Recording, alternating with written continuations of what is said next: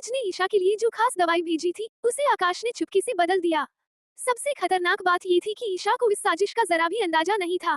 जब ईशा अपनी आंखों में दवाई डालने वाली होती है तभी आकाश वहां पहुंचता है और तंज कसते हुए कहता है, तुम्हारे यार ने भेजी है ना ये दवाई।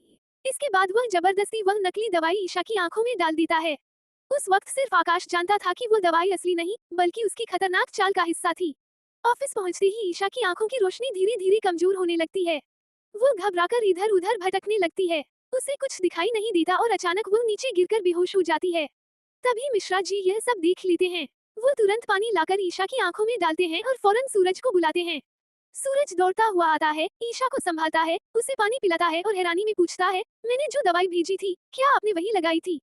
फिर आपकी आंखें इतनी काली कैसे हो गईं? लेकिन ईशा खुद भी सदमे में होती है। उसे समझ ही नहीं आता कि आखिर उसके साथ हुआ क्या है। तभी कहानी में होती है महिका की एंट्री, जो ऐसा सच सामने लाती है जिसे सुनकर सूरज के होश उड़ जाते हैं। महिका बताती है, मेरे पापा ने ही ईशा की आंखों में वो दवाई डाली थी और उसके बाद उनकी आंखों में बहुत दर्द होने लगा।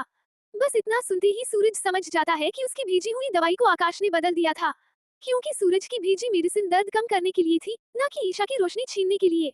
ये सच जानकर सूरज का गुस्सा सातवें आसमान पर पहुंच जाता है। एक तरफ उसका दिल आकाश को उसकी करतूत की सजा देना चाहता है, लेकिन दूसरी तरफ वह सिर्फ ईशा की वजह से खुद को रोक रहा है, क्योंकि ईशा अब भी आकाश के खिलाफ एक शब्द बोलने को तैयार नहीं है। सूरज अब तक ये समझ नहीं पा रहा कि आखिर ईशा आकाश को बचाने की कोशिश क्यों कर रही है। लेकिन दोस्तों, बहुत जल्द ईशा की छुपी हुई सच्चाई सबके सामने आने वाली है और उसी के साथ कहानी में आएगा अब तक का सबसे बड़ा ट्विस्ट। तो बताइए दोस्तों, क्या आप भी सूरज और ईशा को एक साथ देखना चाहते हैं?